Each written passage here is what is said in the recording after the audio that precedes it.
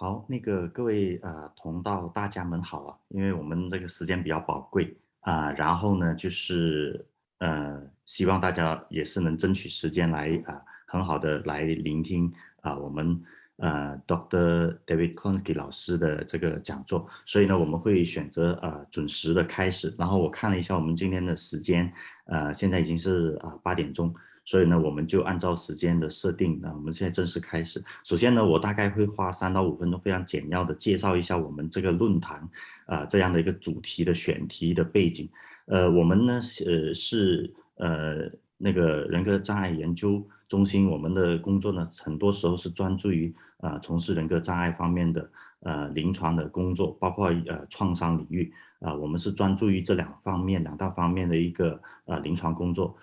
同时呢，我们这一次呢，因为在临床当中我们发现有很多的这些自残或者是一些自杀的这个患者，在我们临床工作中当中看到，但是呢，在很多的现实情况底下，有时候没有办法对他们进行足够好的干预或者是帮助。所以呢，我们考虑到有这个临床的背景，并且呢，其实在很多的这个媒体上也出现大量的这些方面的一些临床信息、社会的现象，所以我们就起意说，希望能够跟这个借用赛比昂这样的一个全国3大这个咨询社群平台呢，一起联手打造了这样的一个智商的一个论坛。我们的智商论坛的主题就叫走出自我伤害。然后呢，我们也非常荣幸和高兴能够邀请到全球范围内包括加拿大、包括美国、包括挪威等等国家的这个领域的，无论是临床的还是科研领域的一些专家。那么呢，今天我们很荣幸的能够邀请到来自加拿大英属哥伦比亚大学心理学系的这个教授Dr David Klonsky 为我们今天介绍关于这个大家可能现在也看到了关于这个自杀的一个理论。那么呢，他本人的研究方向呢，主要是在自杀领域还包括提出这个自杀的模型。待会我们会看到在讲座当中，由他倡导的一个新的自杀模型。以及研究一些自杀动机和预兆等等他也研究情绪和人格与评估方面的。大家如果到网上去搜索他有一本比较就大部头的著作叫做《非自杀性智商》是联手几位智商领域的专家一起著作的。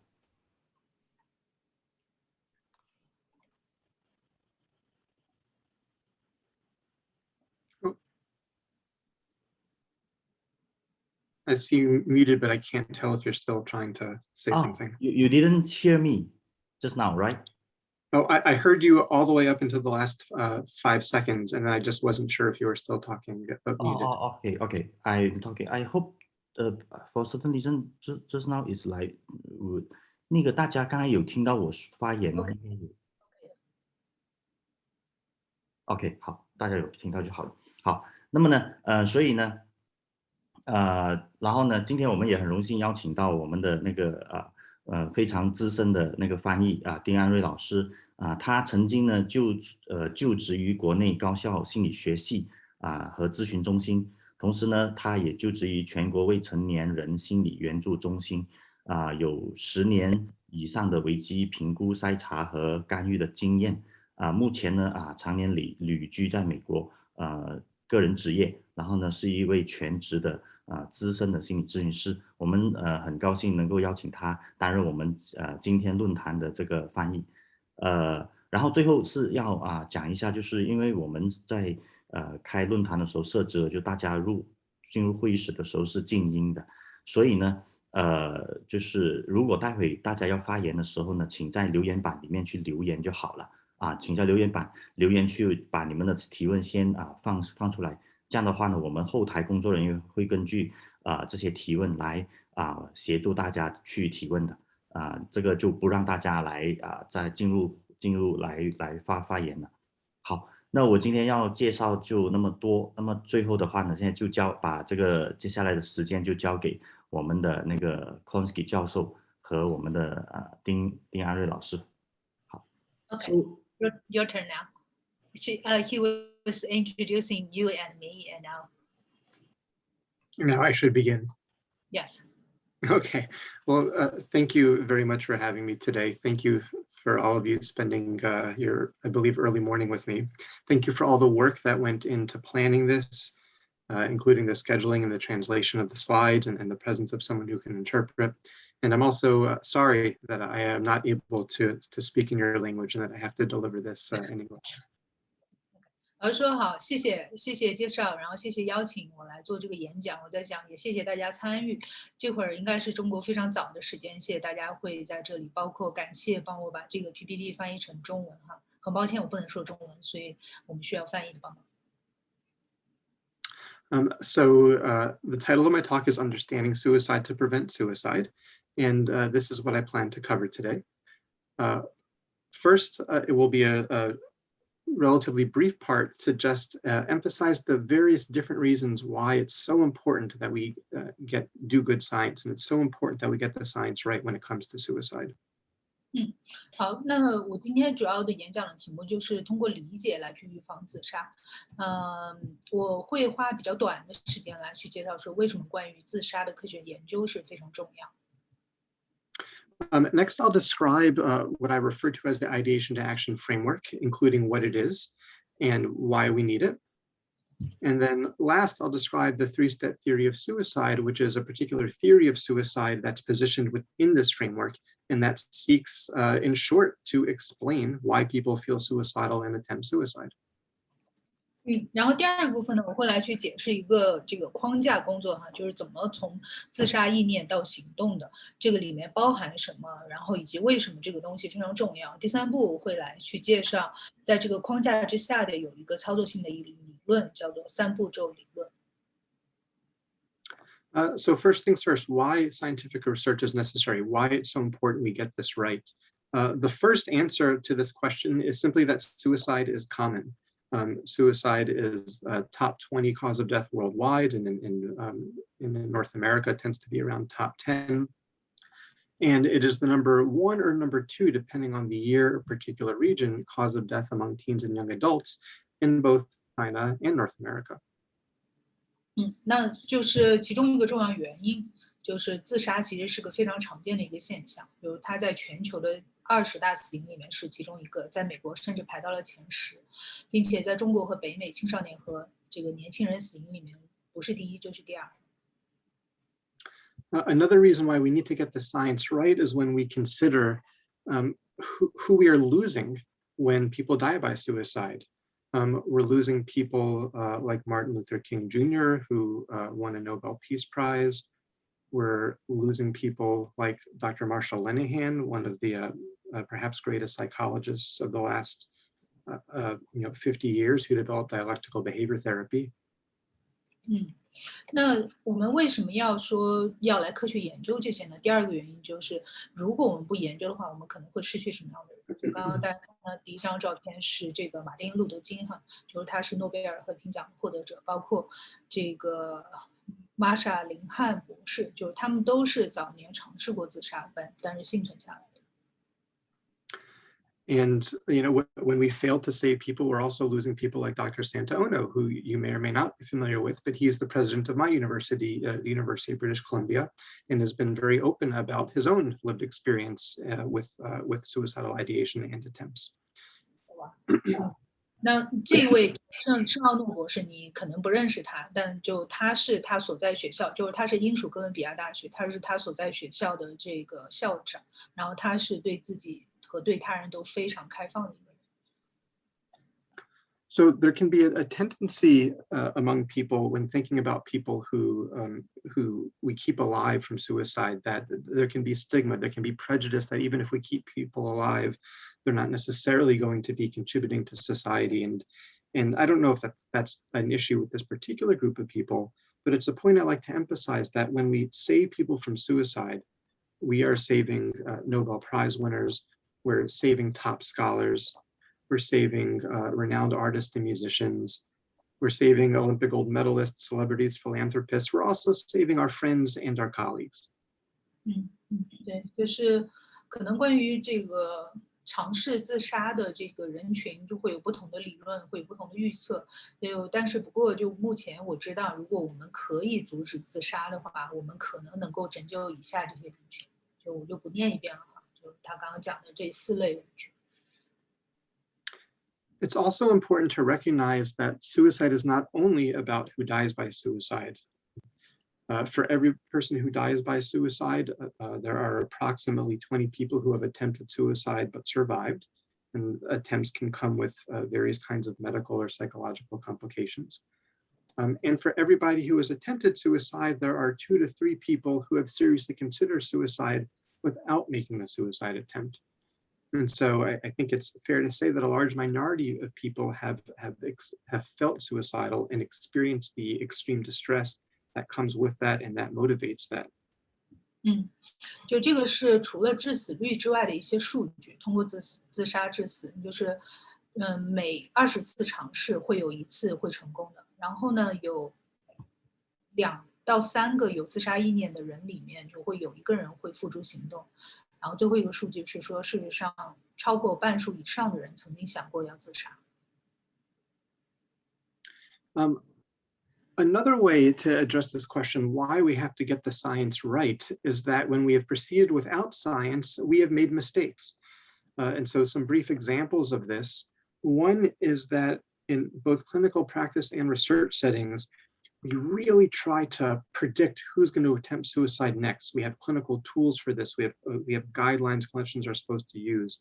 And the truth is that across a range of reviews and meta-analyses, the prediction methods that we use every day, not only in research, but in hospitals and in other forms of clinical practice, they are performing poorly and barely predicting above chance.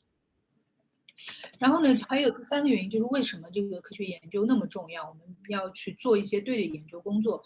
就是以往我们做的一些尝试去预测说什么样的人会自杀，然后我们研究出来一些这个工具，然后这些工具其实非常普遍，每天在医院里面会被用，然后在这个心理治疗的临床工作里面会被用，但是这些好像都不是很好用。We have also made other kinds of mistakes. If you look at some of the early group treatments especially for adolescents who self-harm from, let's say, at this point, 30 or 40 years ago, it turned out when these treatments were finally studied in controlled trials that adolescents in these treatments were self-harming more than adolescents not in these treatments. In other words, for reasons that were not anticipated, by the very well-meaning and the highly credentialed, doctoral level experts who created and administered these treatments were actually making teens worse without realizing it. I think we have much better approaches to group treatment today, and I could go into some of those details if we wanted. For now, though, I'm simply going to make the point that our earlier versions of group treatments for self-harm seem to be making people worse, but we only knew that when we conducted the carefully controlled trials to examine their effects. Okay, so it's from 40 years ago, not right now group therapy. Yeah, I think we have smarter treatments now, but it's just making the point that when people developed the initial group treatments for self-harm, they turned out to actually be harmful. 然后呢，就是还有，在这个研究过程里面，还有就是曾经犯过的错误哈，就是30-40年前，就是有一些团体治疗是针对那些有自伤行为的青春期的孩子的，但是有一些研究发现，去参加这些团体的孩子反而会发展出更多的自伤和自杀的行为。换句话就是说，这种团体治疗会反而让他们的情况变得更糟糕。然后当然我刚跟他核实了，所以这是30-40年前的，就并不代表现在的团体治疗。他说是的，就现在团体治疗就是有改进。I'm going to skip to a final part of this to just make the point that there's many other things that we have been getting wrong when we proceed uninformed by strong science. There are myths that people who attempt suicide are cowardly. Not only is there no evidence for this, but part of our more contemporary understanding, which I'll talk about later, is that there's some amount of bravery that's needed to make a suicide attempt. And so when we talk about under what conditions do people with suicidal thoughts make attempts, a big part of it is understanding how they are not so much cowardly, but actually overcoming fears of attempting suicide and the death and injury that come with that. 然后呢，他跳过了第3个，然后说第4个，就是其实关于自杀，就是其实是大家有相当的多的误解的。其中一个就是懦弱，大家觉得懦弱人会自杀。他说稍后其实在他的研究里面，恰恰相反，证明了说，其实实施自杀的人在某种程度上是需要非常大的勇气的，就是他们甚至是有一种无畏感的，就并不是懦弱。There are also myths that suicide attempts are often for attention, whereas the overwhelming evidence that this is rarely the case. As we'll talk later, suicide attempts are almost always motivated by extreme pain and hopelessness. And finally, that there's the idea that people who attempt suicide are impulsive, when there's actually a lot of data right now showing that people who attempt suicide do not score higher on measures of impulsivity compared to people who seriously consider suicide but don't make a suicide attempt. And so in a sense, this focus on impulsivity has been perhaps leading us down the wrong path when we look for understanding and answers. Okay. 然后呢，后面2点哈，就是也是长期以来会被误解的，就是大家觉得就其实自杀的人他的一个主要的动机是寻求关注，但是通过他的团队的研究，他的那个数据证明，其实最重要的2点，他稍后会讲到，其实一个是痛苦和感觉到无助和绝望的感觉，就这2者联合在一起会导致自杀，而并不是寻求关注。然后第3个就是以前有一个误解是说自杀大多数其实是跟冲动性有关系，但是最近的数据有证明说并不是冲动性，因为有数据研究显示，其实有一些有更高冲动性的群体，但是他们并不是那个会去实施自杀的那一群人。Okay, so that is a preface. That is sort of the context for why it's so important that we get the science right. I'm now turning to the meat of the talk. And the first part of this is talking about the ideation to action framework, including what this is and why it's so important that the field start using it. 然后呢，刚才这个算是一个前言哈，就是我们今天的演讲。然后我们去到中间的这个部分，中间部分的第一个部分就是关于说自杀的意念如何发展成行动的这个框架。这个框架就包含说这个概念是什么，然后为什么它重要，就如何使用。Now, what I'm first going to try to convince you of is that, while yes, in general, there's so much more we want to learn about suicide, there also has been a particular critical and specific knowledge gap that I think has been holding the field back, and that is sort of the reason why the ideation to action framework exists. 那就我先想要跟大家说，就当然可能大家关于自杀有很多想要了解的，然后但是呢，就我想在这里指出有一个怎么说，有一个 gap， 有一个鸿沟，就这个东西可能之前没有人关注过，没有人研究过，这是为什么我的这个研究是关注这个领域的。So let's look at some data so I can convince you that there is this very specific and critical knowledge gap. First, here are some meta-analytic data. So this is from a study that pooled data from many different sources. 那就我们来去看一些这个数据分析哈。What you see on the upper right is the first comparison I'm going to describe, and this is comparing people who have thought about suicide, seriously considered suicide, to people who have never thought about suicide. So in this first comparison, there's nobody who's attempted suicide. It's people who have seriously considered suicide, ideators, compared to people who have never been suicidal. 好，那就我们先看第一行，就是第一行其实它是有一些变量，然后右边的这个呢是代表说他研究了这2个对照组，这2个对照组的成员分别是第一个是有想法想要自杀的，并不是说去实施自杀，而是有想法，然后第2个组呢是他们从来没有过自杀想法的这一群人。And while this meta-analysis looked at many different variables, the ones I'm showing you here are 3 of them: a measure of depression severity, which is a dimensional measure of depression, depressive disorders, which is categorical presence or absence of a disorder, and also hopelessness. 那这3个变量大家看到是分别是这个抑郁的严重度，还有他是不是患有抑郁障碍，以及他有没有绝望感。And the effect sizes I'll be showing are Cohen's d's, meaning that if there's no group difference, you would see a 0. 0.5 is approximately medium, and 0.8 and above is large. And so what you see here are medium to large differences on these variables. In other words, people who have seriously considered suicide score significantly higher on depression and hopelessness than people who have never been suicidal. And this should not be a surprise. This should fit with what we already think.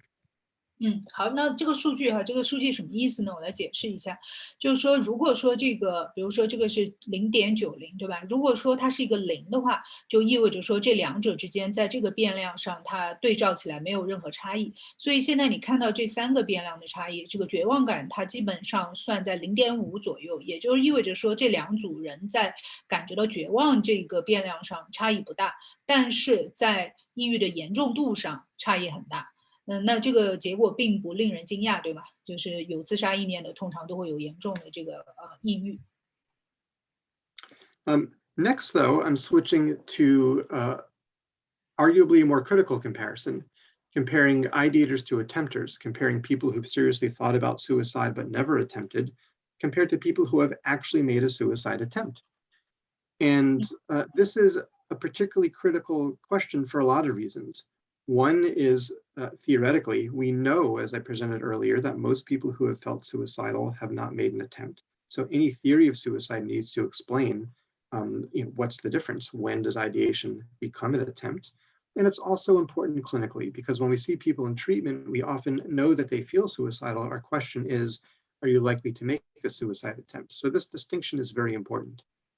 那第二个呢是有非常重要的一组研究数据了，就是这两组人跟刚才不一样，这两组一个是有自杀意念的，就是他有这个自杀的想法，想要自杀，然后第二组是说他真的会付诸行动，但是他会尝试自杀的。为什么这个重要？是因为我们在临床工作的时候，就是你做心理治疗的时候，你经常会发现你的来访者他是有自杀的想法的，但是最重要的一个我们需要去考量和评估的因素是说他会不会付诸行动，他什么时候会付诸行动。But it's precisely at this distinction where our risk factors, our predictors, fail to differentiate. Instead of effect sizes that are medium or large, we see effect sizes that are small or negligible. Usually with Cohen's d, 0.3 is considered small. So what we see here are small or to negligible effects. In other words, people who have attempted suicide are not meaningfully higher on depression. They're not meaningfully higher on hopelessness compared to people who have seriously considered suicide but not made a suicide attempt. Sorry, could you please repeat that again? I got lost. Sure. It's precisely at this critical comparison where our predictors like depression and hopelessness fail to distinguish between the groups.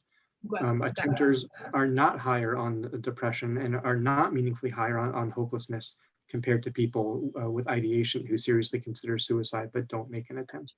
感觉所以呢，在这里你可以看到，就是在这两组人群里面，在这个绝望感里面，它这个数据是接近于0的，也就是意味着说他们的差异几乎是没有的。也就是说，他们这两组人都会有非常强烈的这种绝望感，就在这个上面他们是没有差异的。Now,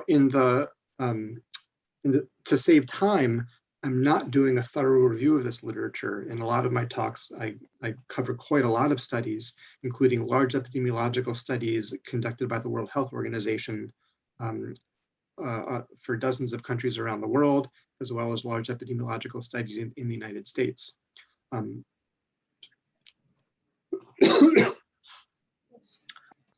But across all these different studies, the common pattern is that people who attempt suicide, attempters compared to ideators, are similar on depression, as I just showed, similar on hopelessness, as I just showed, but they're also similar on the rates of most mental disorders. They're similar on measures of psychological pain, similar on measures of belongingness and burdensomeness. They're even similar on measures of impulsivity. And this pattern has been replicated over and over, including in World Health Organization data spanning more than 20 countries. 所以呢，他说为了节省时间，他就不去赘述关于这个研究他做了多少的这个文献综述，这个文献综述是横跨全球的。那么其实，所以这个是他做了文献综述以后的一个结果，就是会尝试自杀的人和有自杀意念的人，他们有以下这些共同点：有抑郁、有绝望感，然后多数患有精神疾病，有心理上的痛苦，缺乏归属感，觉得自己是别人的负担，然后有这个冲动性。At the same time, ideators, people who feel suicidal compared to people who've never considered suicide, are higher on these variables, including depression, hopelessness, including mental disorders, pain, belongingness and burdensomeness, and impulsivity. 然后呢，另外两组人群就是一个是有自杀意念，一个是没有自杀意念的。跟没有自杀意念的人相比，有自杀意念的人在以下这方面也是有更高的指数：抑郁、绝望感、精神疾病，然后心理痛苦、缺乏归属感，觉得是负担，然后冲动性。So if we take a step back and consider the question, what do our risk factors tell us? All these things that we view as risk factors for suicide, what are they actually telling us? They are telling us who develops suicidal ideation, but they are not giving us very much information at all about who acts on suicidal thoughts. 然后呢，我们退一步来讲，看到这些现在已有的这个研究，你能得到什么样的结论呢？就是我们能够得到的结论是说，通过这些风险因子，我们能够预测什么样的人会发展出来自杀的想法。但是这些所有的研究，它并不能告诉你谁会付诸行动。So the take-home message for this part of the talk is that there are separate explanations for who develops suicidal ideation, as opposed to who progresses from suicidal ideation to potentially lethal suicide attempts. These are separate processes that require with separate predictors and separate explanations. 那所以呢，就这里我们能够得出来一个结论，就过往的研究，它能够解释的是刚刚说是什么样人会有这样的意念，然后但是没有办法去解释或者预测什么样的人会付诸行动，因为这两个是完全不一样的问题，它是不一样的这个处理过程，然后呢，它也需要不同的预测因子。And this is the perspective that I am using the phrase ideation action framework. Ideation action framework refers to the fact that the development of suicidal ideation and the progression from ideation to attempts are should be viewed as distinct processes with distinct explanations and predictors. 所以这个是为什么我会用了一个这样的一个术语来去描述我工作的使用的这个框架，就是叫从意念到行动。其实这两者之间是有区别，并且它会是一个过程，一个处理性的过程。And this is a departure. This is a change from the kind of explanations for suicide that have historically been offered. So here is just a sampling of some of those theories. There's Durkheim's theory that focused on social isolation, Schneidman's theory that focused on psychic or unbearable psychological pain, Baumeister's theory of escape, Beck and Abramson's theory of hopelessness. All these theories of suicide have some useful elements, but what they have in common is that they treated suicide as a single phenomenon in need of a single explanation. They did not offer separate explanations for the development of suicidal ideation compared to the transition from suicidal ideation to attempts. 然后呢，这个如果我们回溯文献的话，你能发现其实过往已经有一些人他去研究，尝试去解释说关于自杀的一些东西，比如说就这些人哈，就后面这些是人名，然后他们提出来了一点观点是跟自杀发展出自杀的想法有关的。可是问题在于说，第一个，他们的这个理论都倾向于是一种单一性的解释，就是它并不是一个联合的或者整合的或多因素的。然后第二个呢，就是他们通常只是解释会发展出来自杀的想法，但是他无法去预测和解释怎么样会从想法然后到付诸行动中间的这个转变的过程。The pioneering exception, the first theory to take a different approach was Thomas Joyner's interpersonal theory of suicide that he published in 2005. And what Thomas Joyner said is that you need two things to make a potentially lethal suicide attempt: the desire for suicide, but also the capability to act on that desire.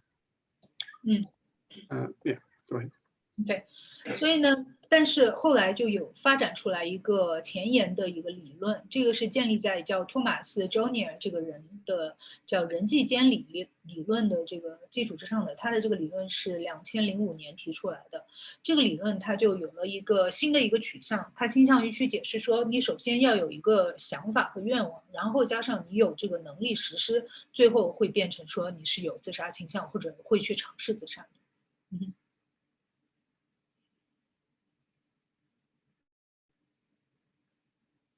Go ahead. You're muted.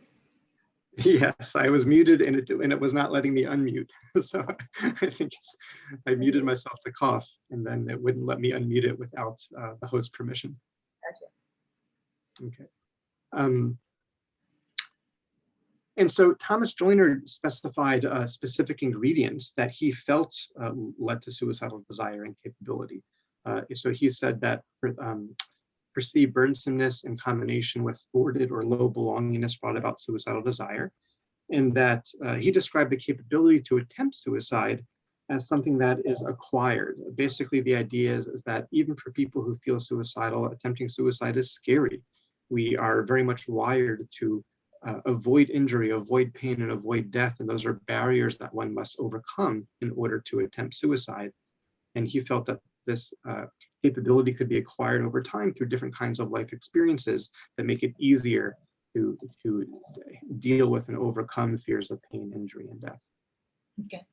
然后呢，他更具体的去描述了什么是愿望以及什么是能力。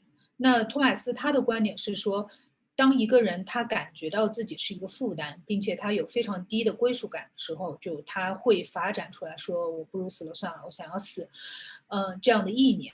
然后呢，关于自杀的能力，他的一个假设是说，其实人天生来说，就是我们被设计的是会避免去想或者去有能力去获得自杀这样的能力的这样的一个状况的。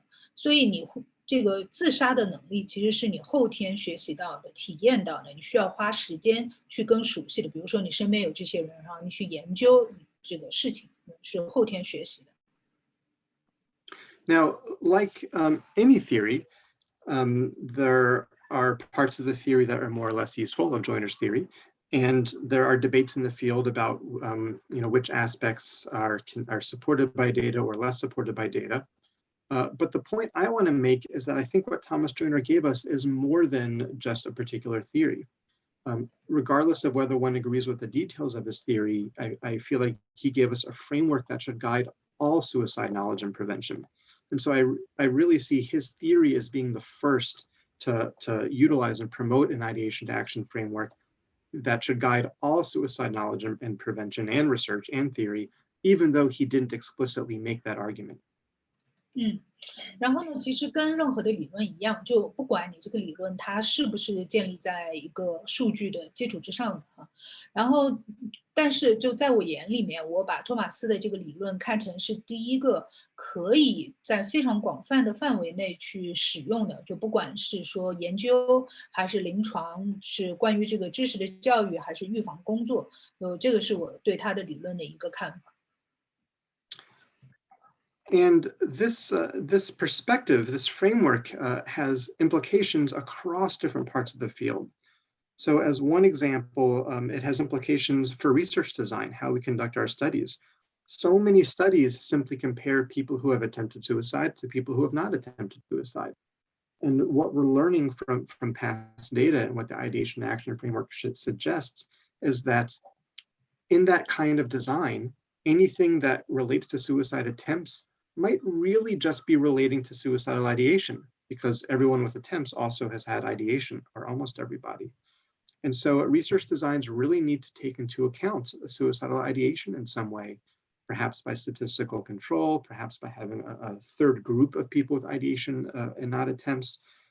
Otherwise, as we've learned from the research I briefly reviewed earlier, anything that looks like it predicts attempts might really only be predicting suicidal ideation. OK， 然后呢，就是比如说哈，它会对不同的领域有影响。第一个就是关于研究领域，它的这个理论就会，比如说会影响到之前关于自杀的研究，都会大家去研究两种人群，一个是尝试了自杀，还有一个没有尝试自杀的人群，然后去做这两个人群之间的关联的研究或者不同的研究。可是，在他这个理论的影响下，大家就会开始考虑说，哦，其实你去研究这两个人群的不同，可能并不是因为他们尝试或者不尝试自杀，而是说跟他们意念有关，并不是他们的行动。因为尝试自杀和不尝试自杀的人，他们可能都会有这样的意念。所以呢，要不然就是会成为像早期的研究，就他刚刚讲到的，说早期的研究他们有一些忽略的点，或者说犯下了一些错误。就是看起来他们的那个预测因子可以预测自杀行动，但是其实那个是跟意念有关。There are also broad implications for intervention and prevention. What I'll just say here briefly is that at the very least, any intervention or any effort to prevent suicide should be very clear about the aspects of that intervention that are meant to reduce suicidal ideation, and the aspects of that intervention that are meant to slow down or to block transition from suicidal ideation to attempts. 然后第二个呢，就是关于这个干预和预防方面的工作，因为你做这些工作的时候，你需要有非常清晰的目标，比如说你是要降低这个人他的或者减少意念，还是说在他从意念到行动的过程里面，如何去阻断他的这个发展。There are also important implications for risk assessment and how we even conceptualize suicide risk to begin with. 然后呢，当然它也会影响到我们对来访者的这个风险评估和你怎么一开始就去理解，怎么去理解这个来访者。For example, if we think about the traditional approach to assessing suicide risk, we're usually given some sort of a list of risk factors, like the ones you see here. Does the person have a history of mental disorders? Is there depression? Is there hopelessness? Do they have access to lethal means? I put social contagion there. That's the idea that, especially among some adolescents communities, when if there's one suicide, often you see other suicides. But basically, we're given one list of risk factors like the ones that we see on this list, and then we're told to use that information in some way, to use that information to somehow estimate the person's risk.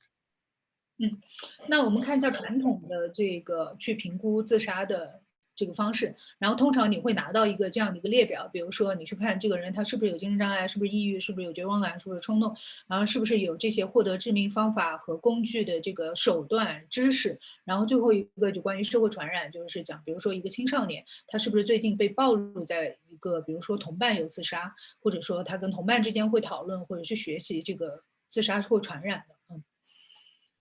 What the ideation to action framework suggests is that at the very least, we should be thinking about risk for suicidal ideation and suicidal action separately. And so, for example, based on the meta-analytic data I presented, based on some of the epidemiological studies by the World Health Organization that I mentioned but didn't have time to summarize, variables like mental disorders, depression, hopelessness, even impulsivity, it turns out, seem to be indicators of risk for suicidal ideation. 那么就是我说的这个从意念到行动的这个框架跟老的方法不一样，就是他把它分开来了。就是大家记得他刚刚就是给了大家几组数据，你能够看到哪一些是跟意念有关的，哪一些是跟行动有关的，所以他做了一个这样的一个区分。In contrast, other kinds of variables seem to be what helps explain or risk for acting on suicidal ideation and making a suicide attempt.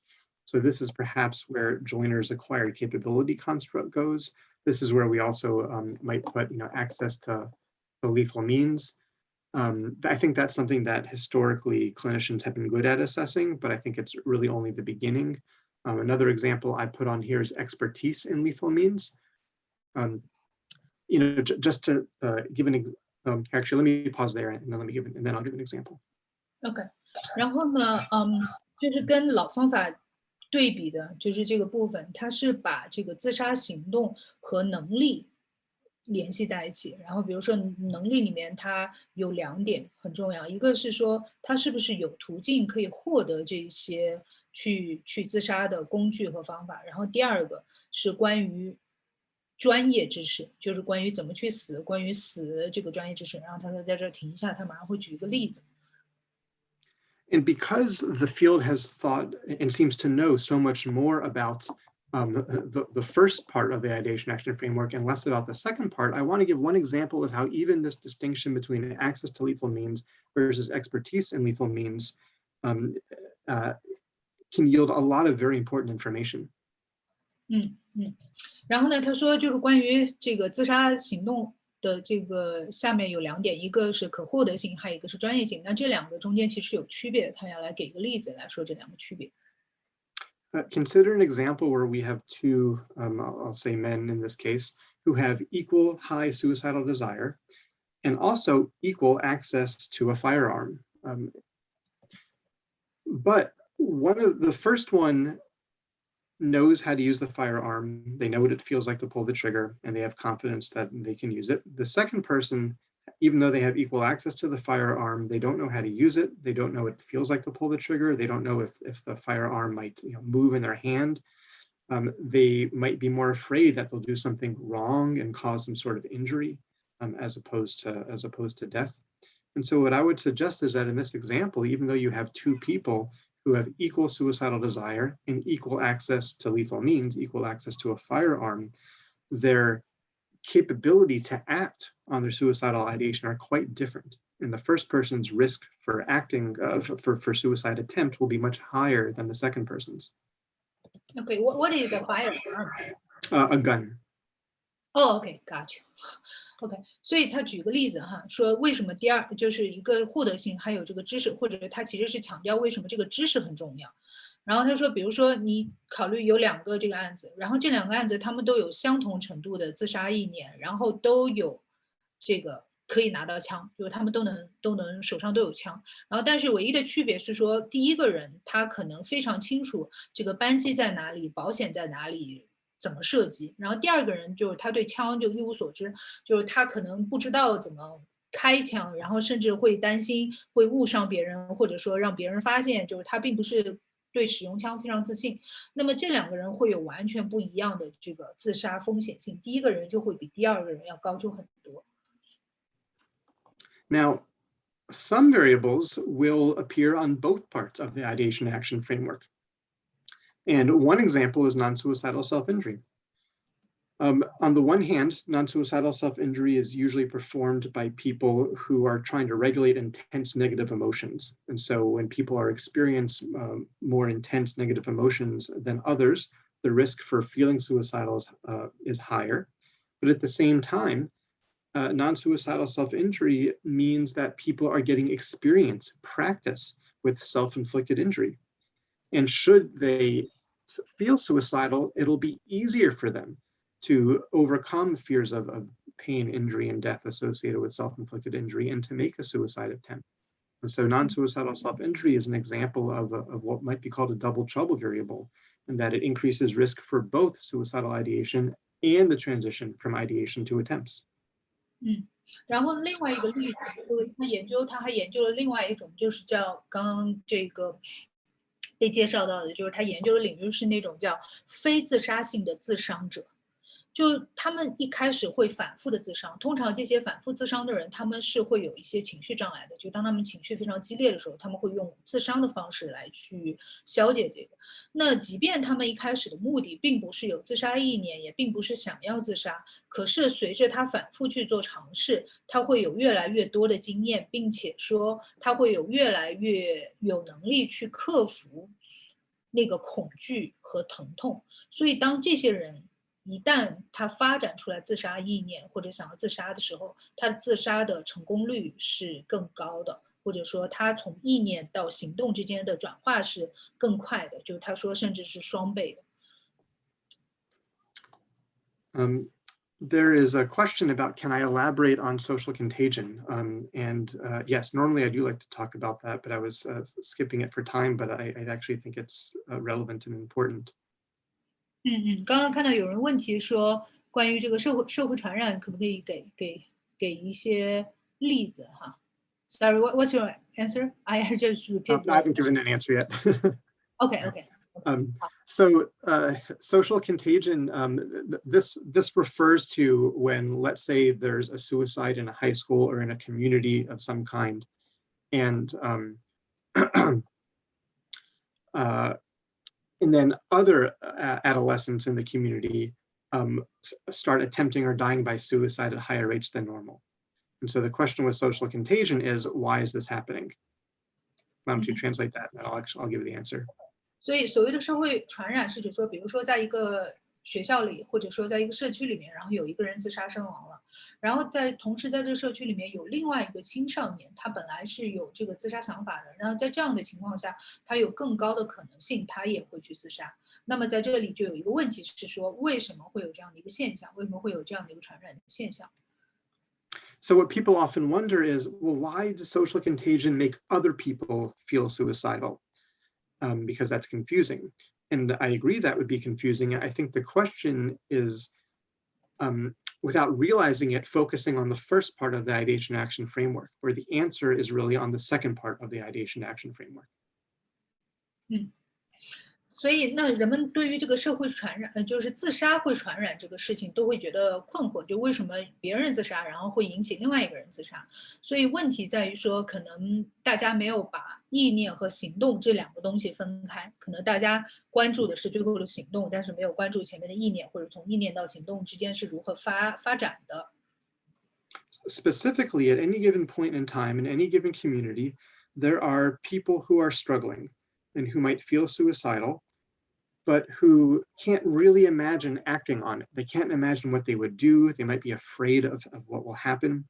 But then if they learn about somebody, especially someone who's just like them, who died by suicide, maybe they even learn the method that they use, and now they know that that method works, so to speak. Now that person is much more capable of attempting suicide. They have an idea of how to do it. They have a sense that someone just like them was able to do it.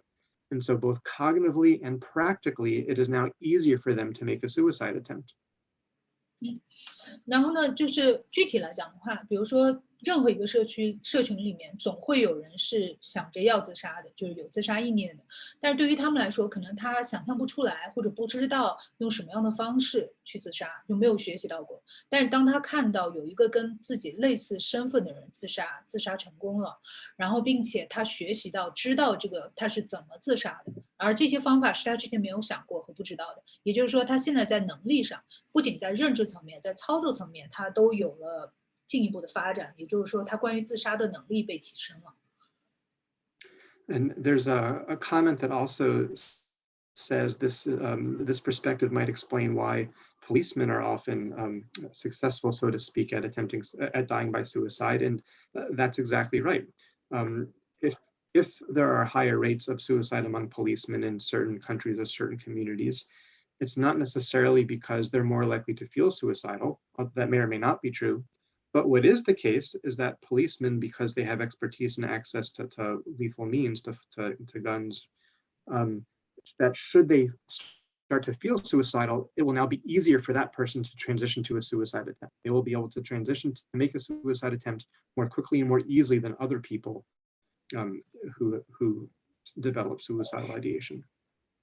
Right. 然后他说，就看到评论里面有人讲说，那这是为什么警察群体就是他们自杀率更高，或者自杀致死率更高，是因为，对，他说就是这个意思，就是对于警察来讲，就是他们相当于是一个专家，就关于怎么用枪，然后并且他们是配枪的，所以一旦当他们有意念，对于他们来说更容易和更快从意念转化到行动。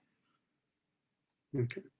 Now, this perspective has led to a proliferation of other ideation to action theories of suicide. So I already mentioned that Joyner's theory of suicide, from our perspective, is sort of the first one to use an ideation action framework.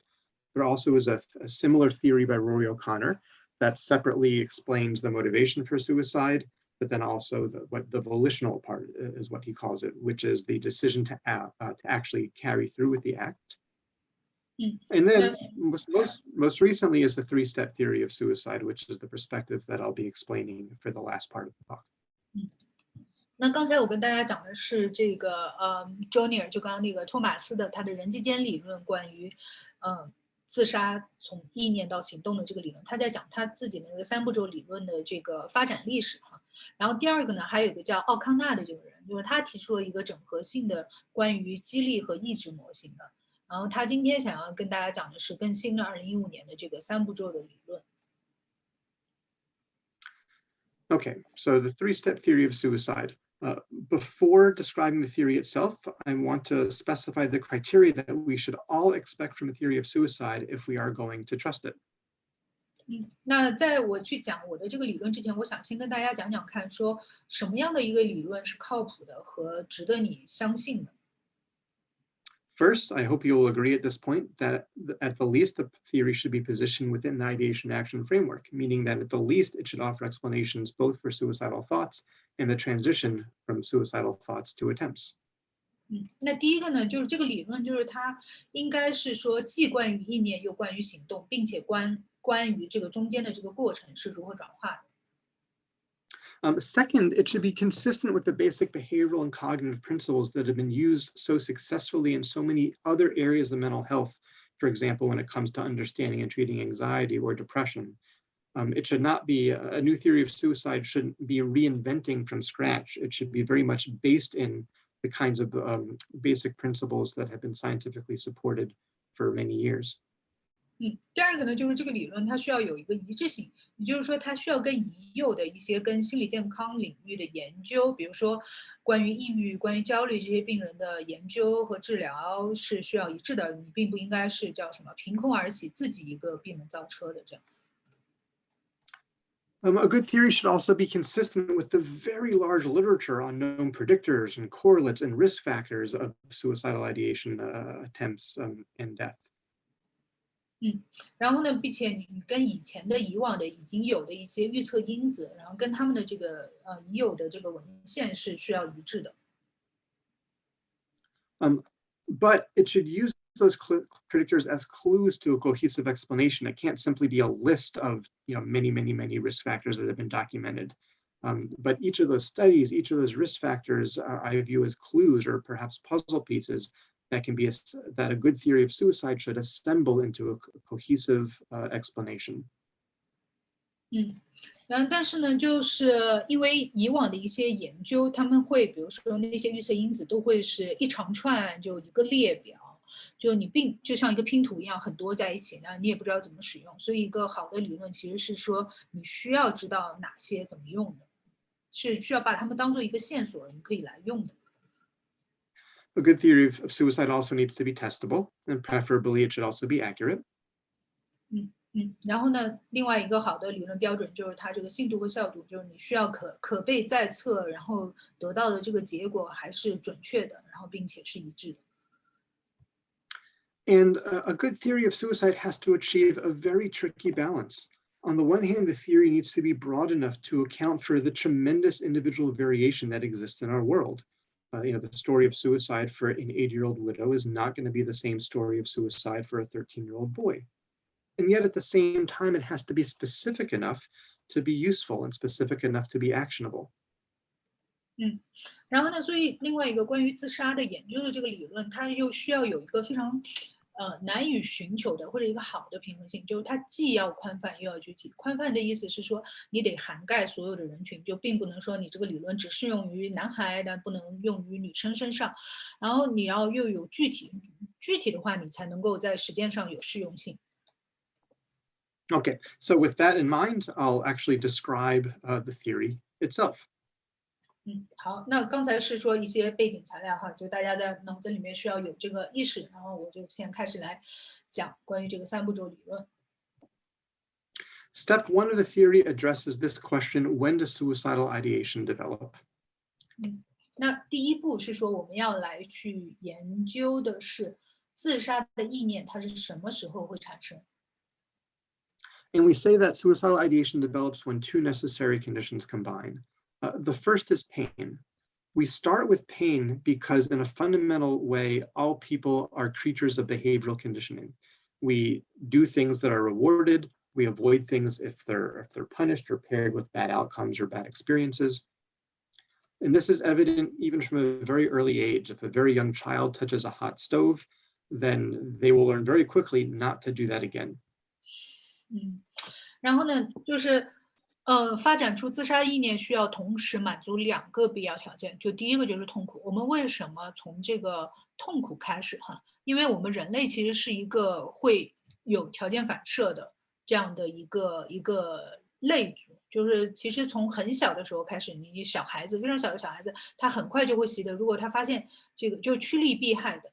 就是他当发现那个炉子是烫的，可能他被烫过一次，他很快就会知道那个东西不能靠近。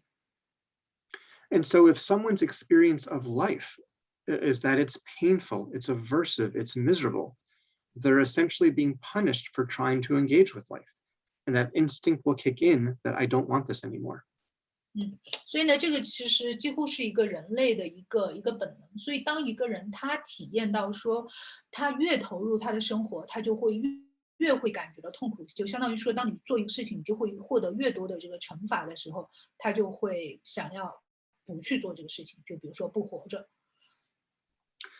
And we're also purposefully, we purposefully don't specify what causes the pain because there's an infinite number of things that can cause pain in life.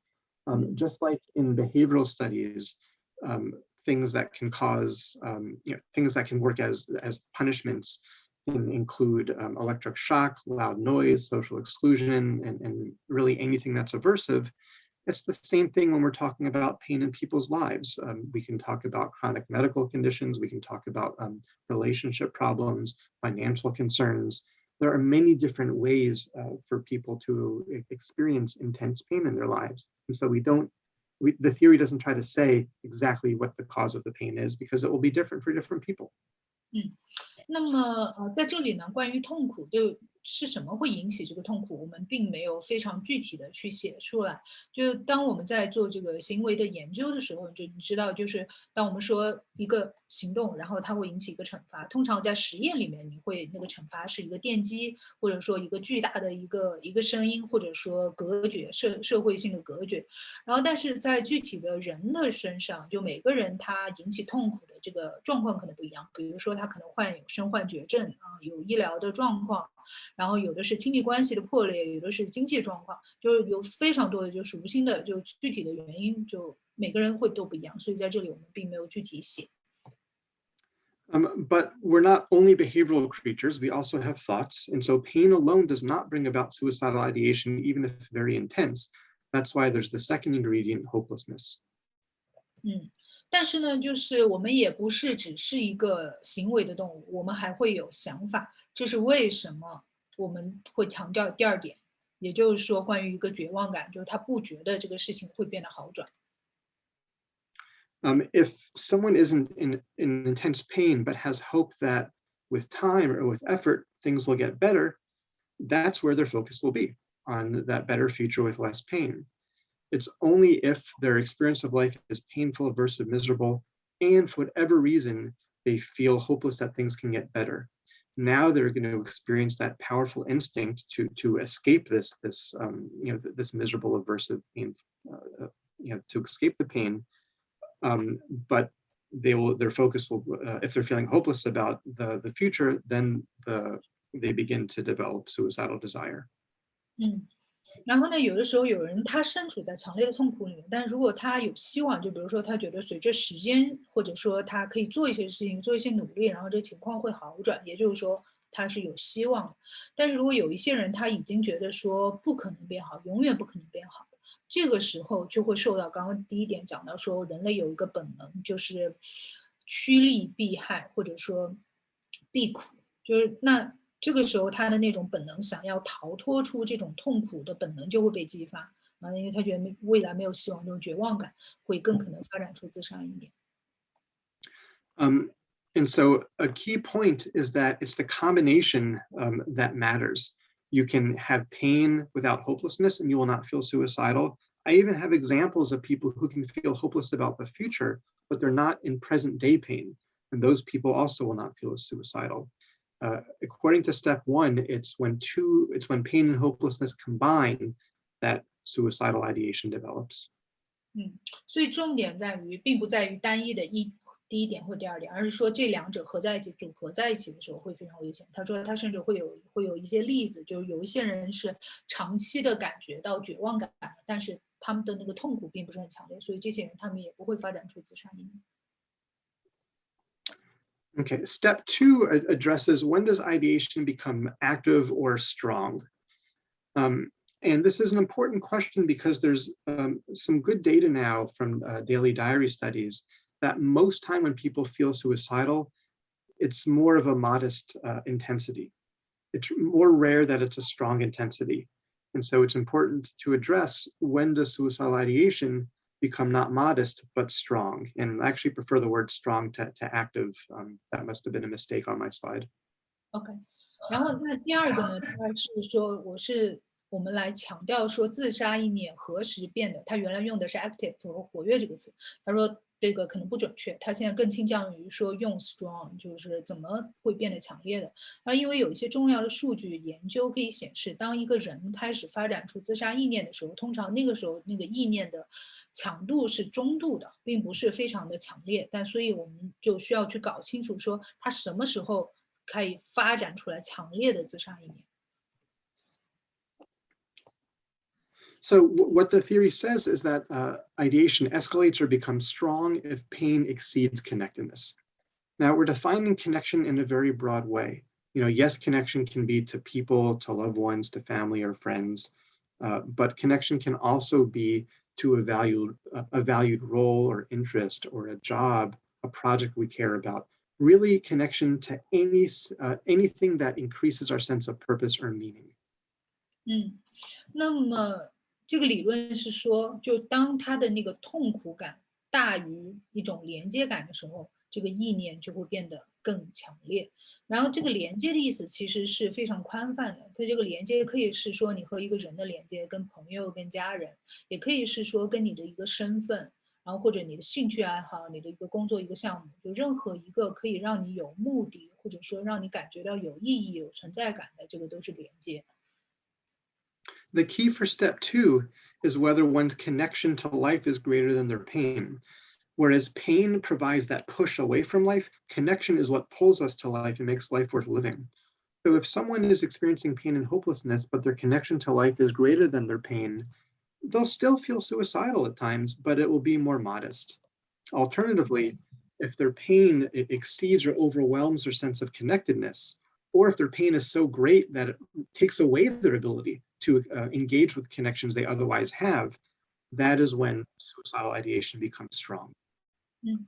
所以呢，就是有的人他可能会一直感觉到绝望，他也感觉到痛苦，但是他有非常多的这种连接，那么他的这个自杀的意念可能还是中度的。那如果反过来说，当一个人他遭遇了一些事情，然后呢，他遭遇了这些事情切断了他的这个连接，让他的这个痛苦感变成了一个压倒性的，那这个时候可能性就会大大增加。Okay. Step 3 of the theory addresses when ideation leads to action.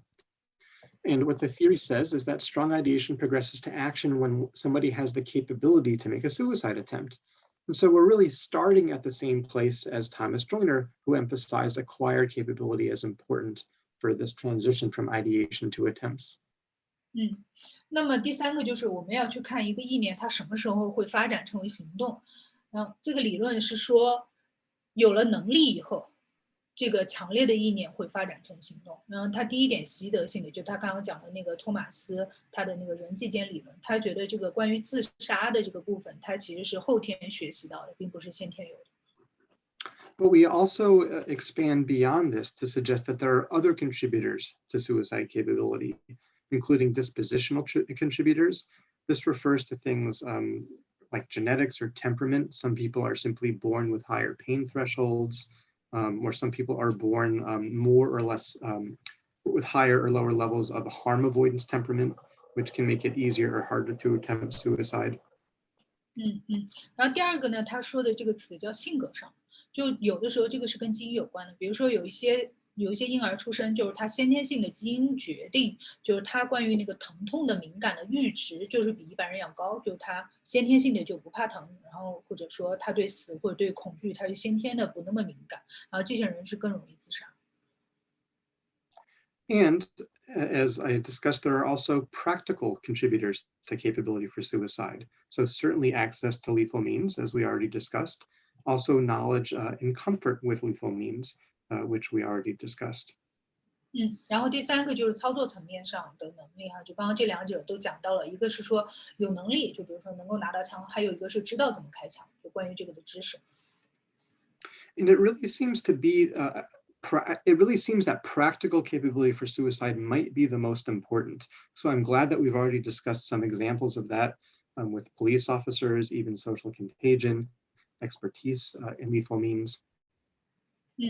那因为其实在，某种程度上，这第三点操作层面其实是最重要的，所以其实我们刚刚之前已经举例子讨论过，比如说警察特别容易自杀和自杀成功，然后并且讲到了社会传染这个为什么，就这个原理是什么，就刚刚具体的讲了这些了。There are so many other examples I like to use. At this point, I'm going to give one more example that's pretty simple.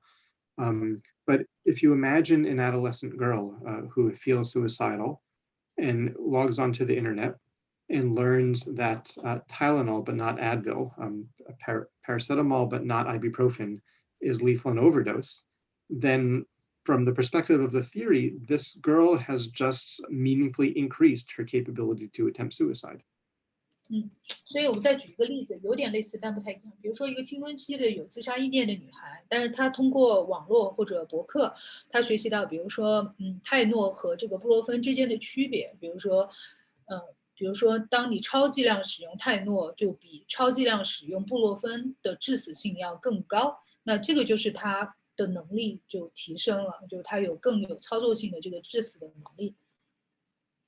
The key for step 3 is whether someone's total capability makes it possible for them to act on their suicidal ideation and make a suicide attempt. It does not require that all 3 of these contributors be at play.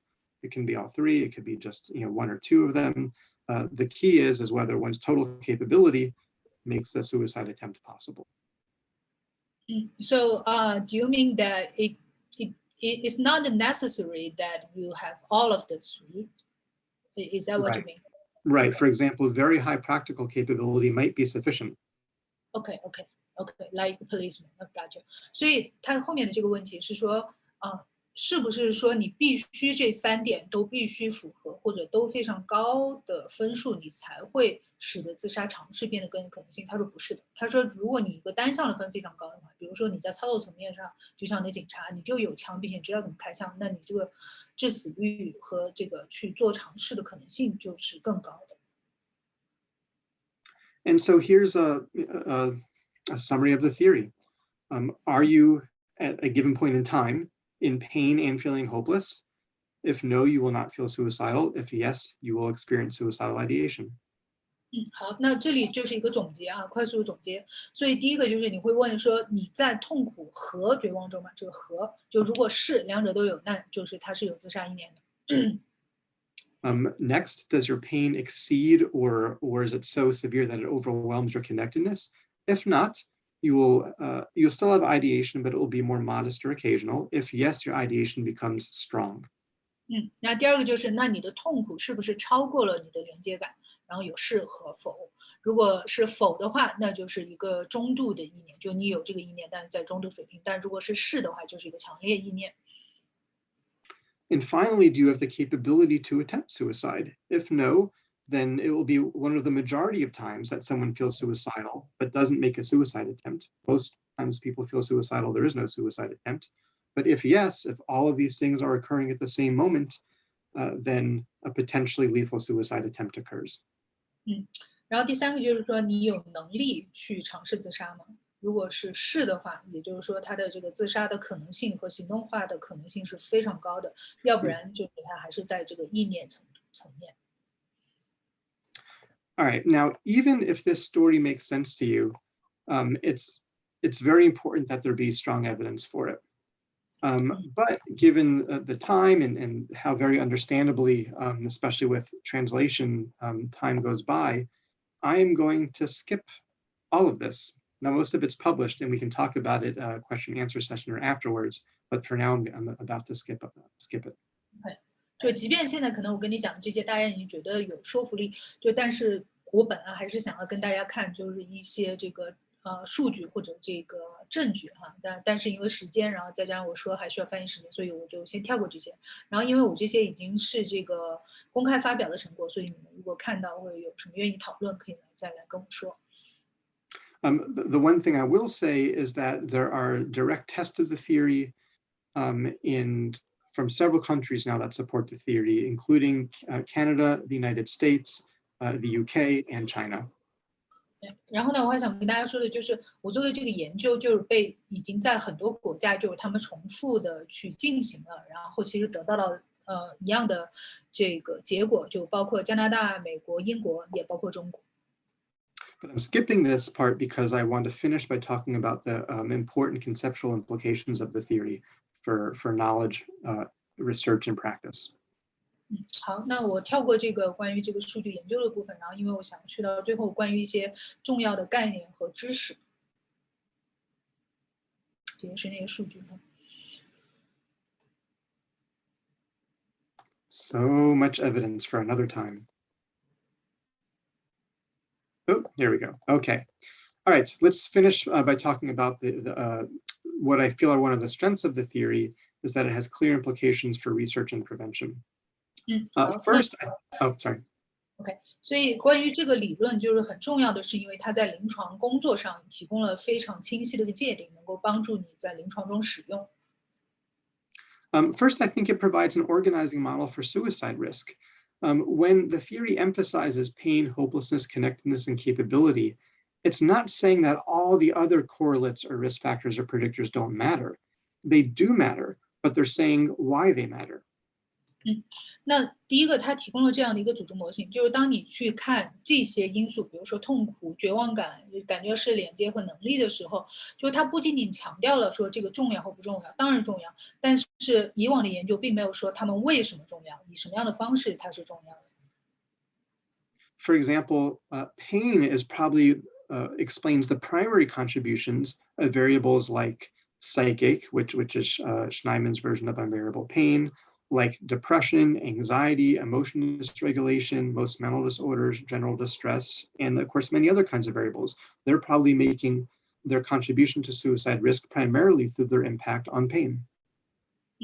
然后呢，第一个就是比如说，关于痛苦这个部分，它有一些不一样的一个变量，有具体的这些变量，有精神痛苦、抑郁、焦虑和这个情绪调节障碍、精神障碍、一般的压力。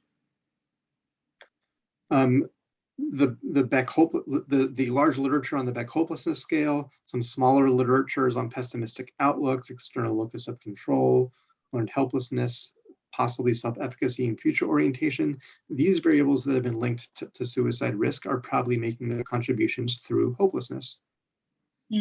那这些无望感下面的这些变量哈，就是你通过这些变量可以知道它是跟绝望有关的。这些变量是在这一个怎么说这个分类里面，也就是说，它提供了一个模型，它把所有的这些以前的因子，它都做了一个分类。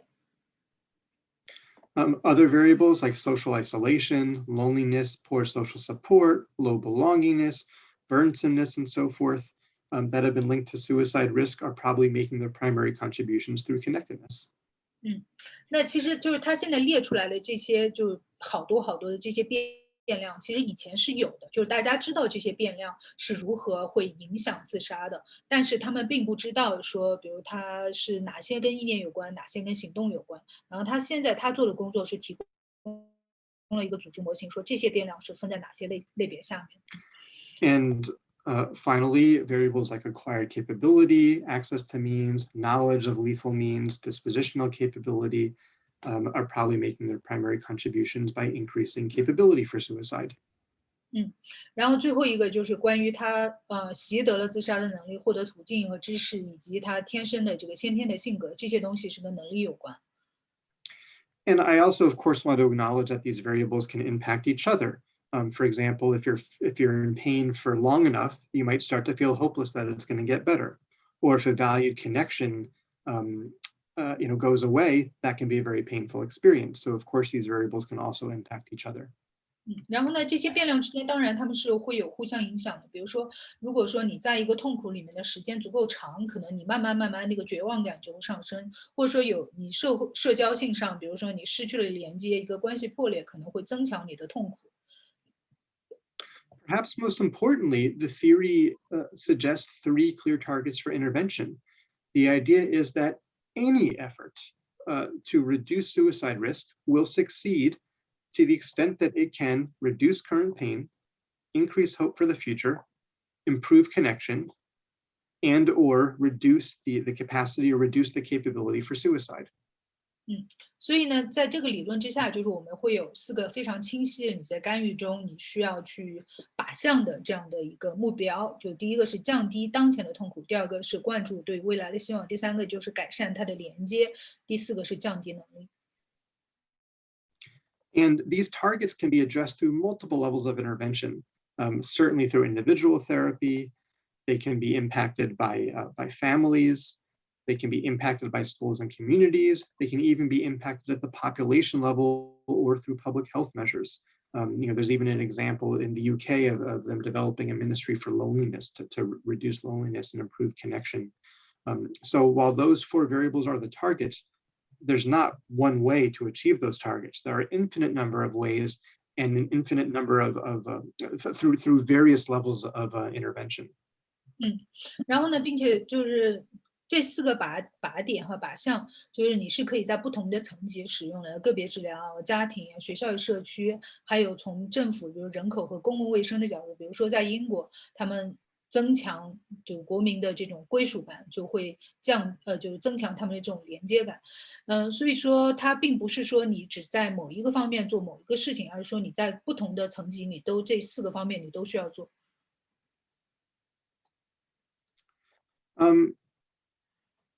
So with that, I'll say thank you very much for listening this morning. Thank you very much to the American Foundation for Suicide Prevention for funding some of this work. Thank you very much to Alexis May, who is a valued collaborator. I'm sorry it took a little bit more time than I anticipated, but all in all, I'm impressed how smoothly this went, and I'm very grateful for your help. 好，那就他刚刚致谢哈，就谢谢大家就这么早，然后在这里听他讲这个，然后他也对支持他研究的这个美国预防自杀基金会表示了感谢啊，然后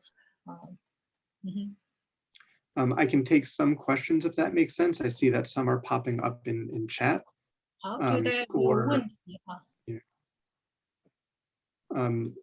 So I guess I will do that until I'm told to do something different. Will we access the PowerPoint? I'm happy to share the PowerPoint slides. OK， 老师说他可以分享大家这个 PPT， 然后是什么问题？有哪些问题？ I saw a question, how do we reduce capability for suicide? It depends so much on what's happening. I'll elaborate. 然后他看到一个问题是说如何去降低这个自杀的能力。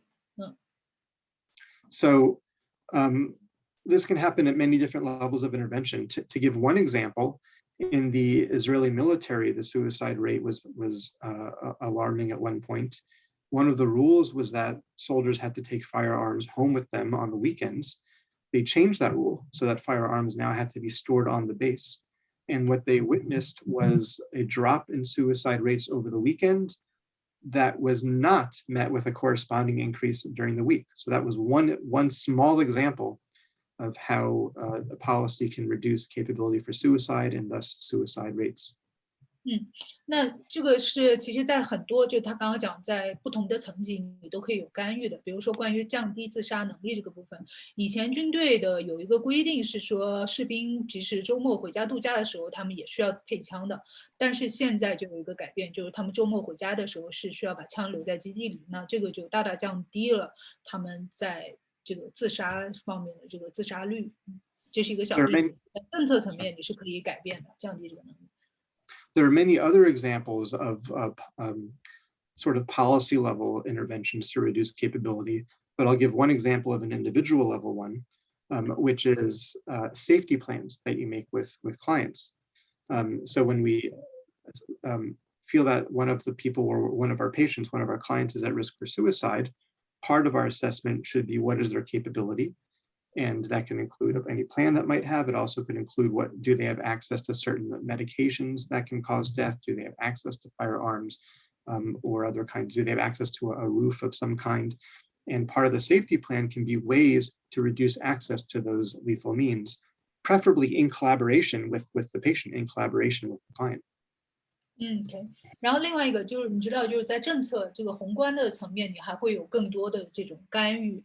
然后，那我再讲一个在个体层面，比如说你和你的来访者需要去讨论一些安全计划。当有来访者的时候，你永远需要去评估他的这个自杀风险，然后他有没有意念，我们需要去评估他有没有能力。那这个能力就会牵涉到说他有没有具体的计划，比如说他有没有手段，有没有知识。手段就包括说他手边有没有一些致死性的过度服用会致死的药物，然后是不是有枪，然后是不是可以去到某一个很高的楼顶等等等等。那当然，这个过程也是需要和病人合作的。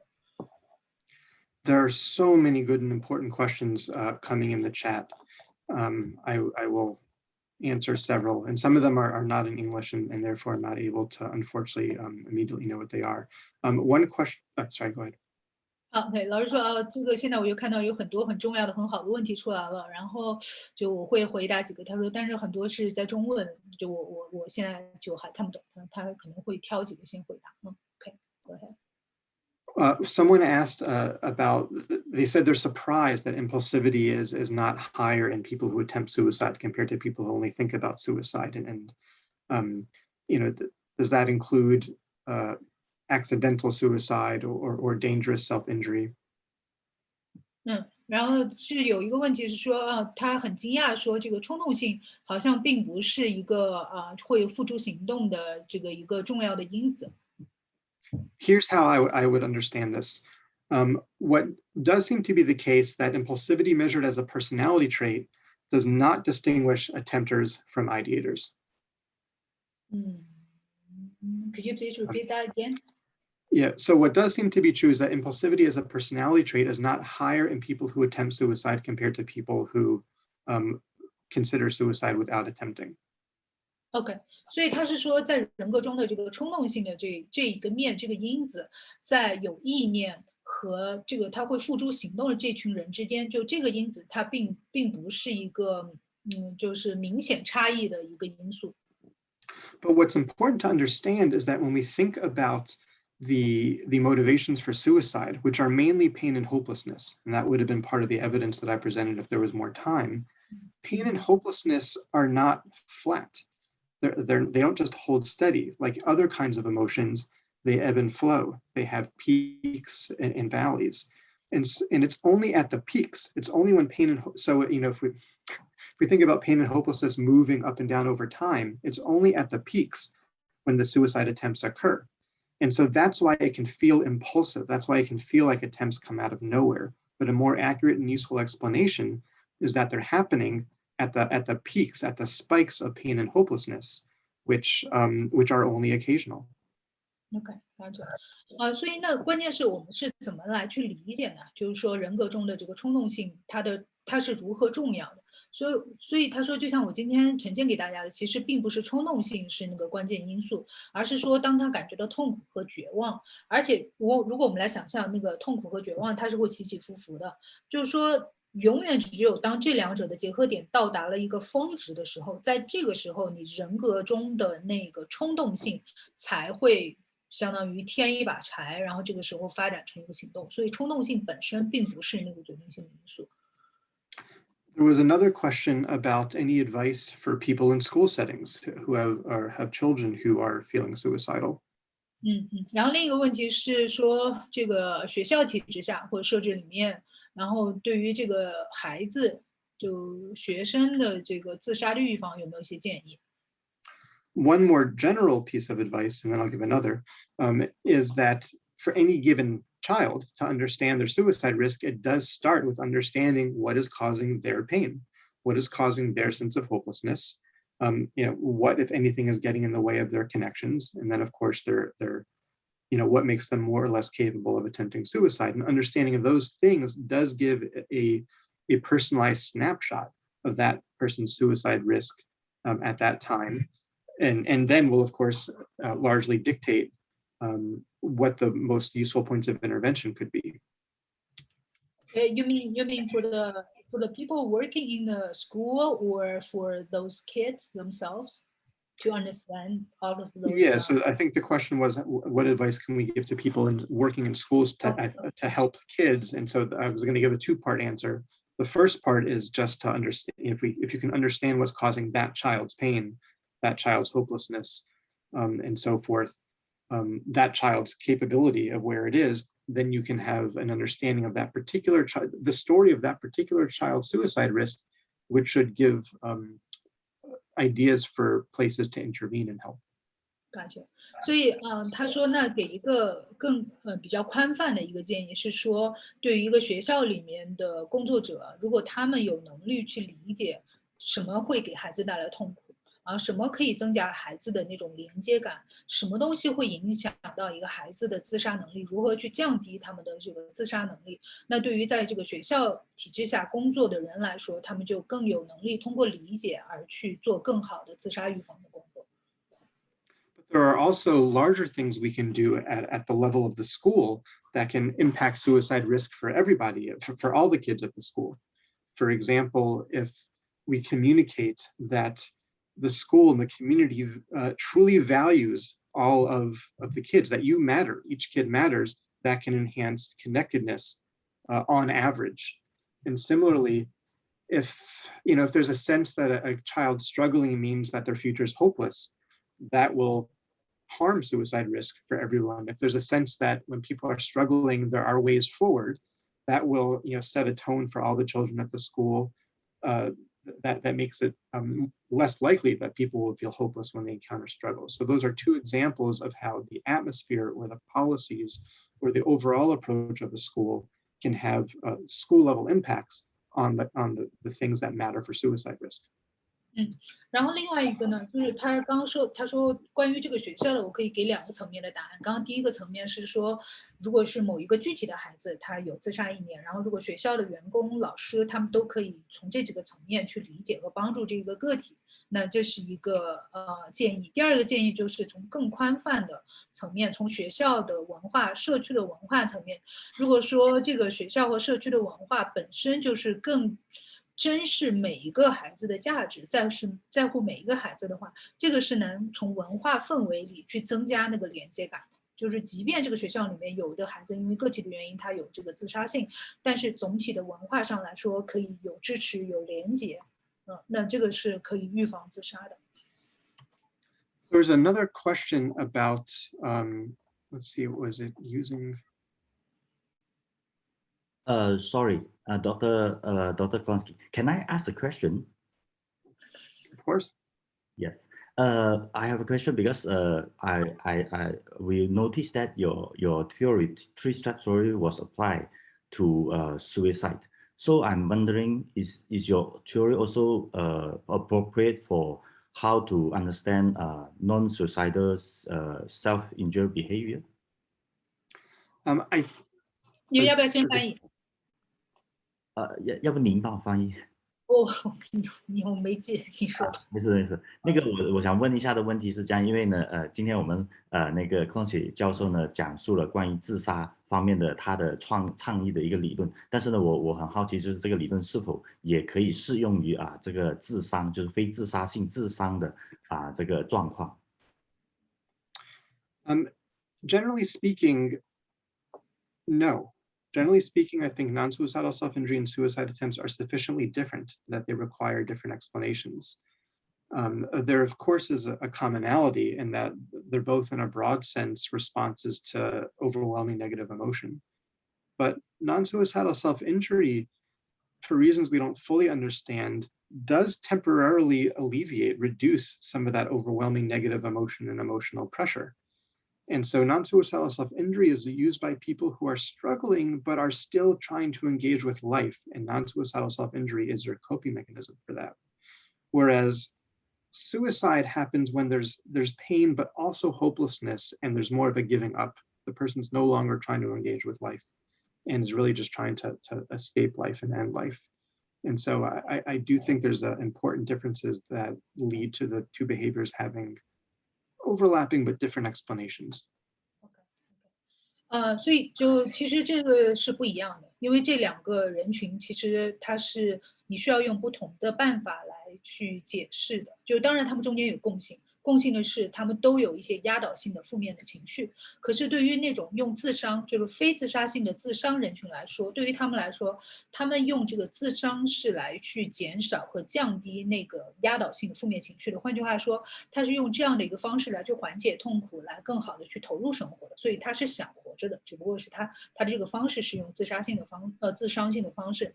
但是对于那些有自杀意念和自杀行动的人来说，他们是有非常强烈的绝望感，也就是说他是不想要或者对人生是没有希望的。所以从这个角度上来说，他们是非常非常不同的。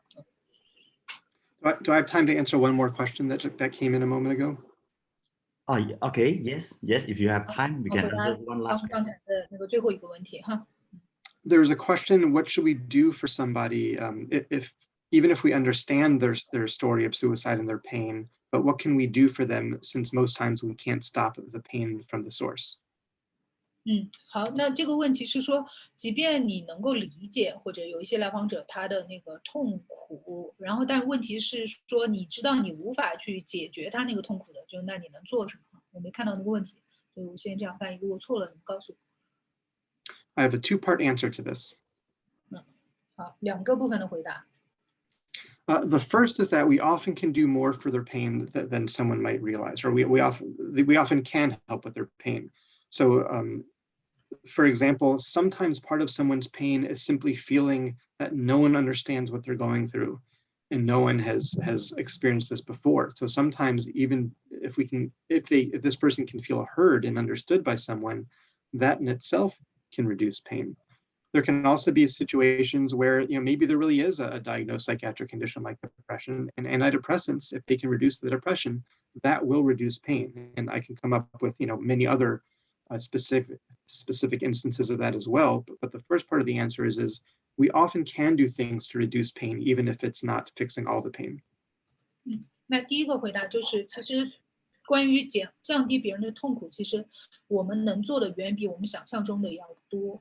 就即便说在现实层面，你不可以帮他去减掉这个痛苦源，可是大多数人当他感觉到痛苦的时候，是感觉到没有人可以理解，或者没有人经历过我经历了什么，没有人知道我发生了什么，没有人愿意来理解我。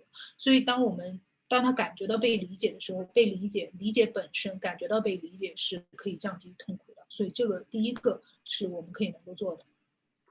The second part of the answer is that sometimes it is true we can't at least immediately help someone feel less pain, but sometimes in those cases we can help them feel maybe a connection, maybe it's to us, or to help them improve connections to other kinds of connections they value, or maybe we can improve their sense that there is hope if they can understand, let's say, that people like them can be understood and helped, whether it's through therapy or medication, whether it's through, sometimes it's just the problem they're dealing with. Fail the class. It could be so many different things. But the short version of the second answer.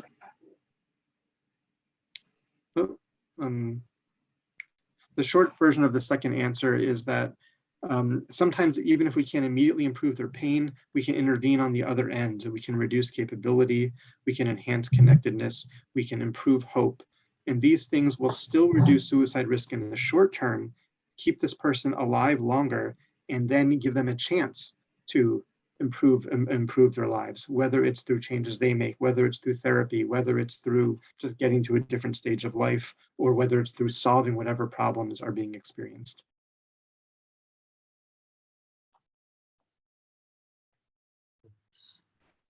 Oh, sorry. I think for certain reason the interpreter was somehow dropped out from the room. Well, good timing, I guess. Okay. Let me see.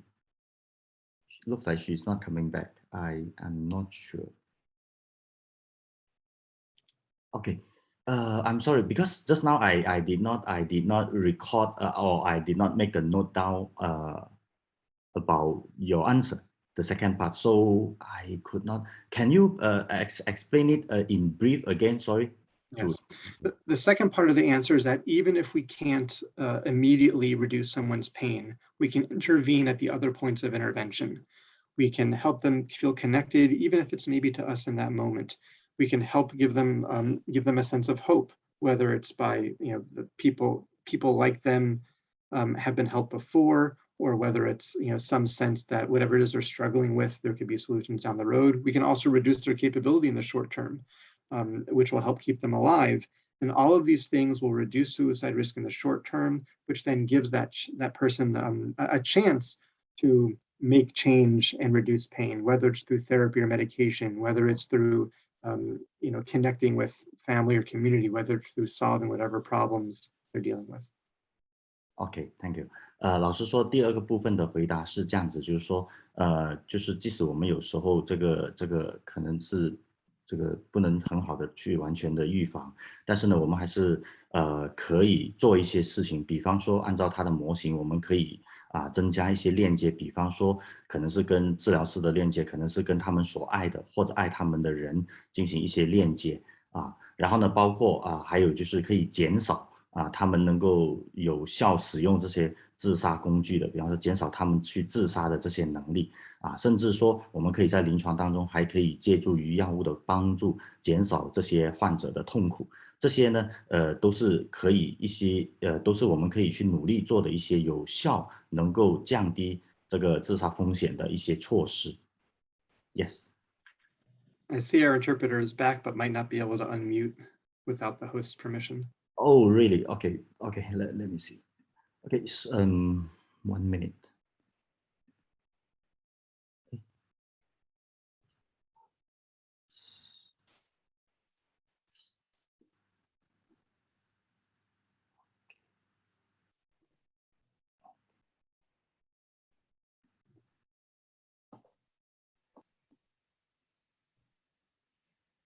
Okay, I'm back.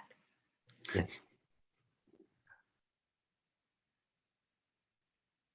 OK， 那个丁老师刚才我听到了。我回答了那个第二部分了，但他第一部分你已经翻译了吗？第一部分的回答。对，已经翻译过了。Okay, so I think both the first and the second part was translated to the audience, and at the last of the forum, I have to say many thanks to your dedication in not only preparing the presentation slides, but also dedicate your time to our forum, and I very much appreciate and be grateful for that. Sorry, I don't know if I'm pausing for translation.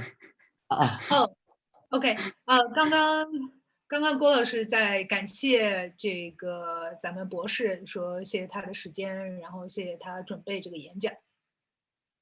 Yeah, thank you for having me. Thank you all for your interest and your time, and thank you all for bearing with a difficult situation. Again, I wish I could communicate better on my end and not be stuck with English. But thank you for your interest and thank you for your time and your engagement. 谢谢大家，谢谢邀请，然后谢谢大家的时间和参与。就他说我尽我所能说这么多，我真希望我就可以直接用中文来说的。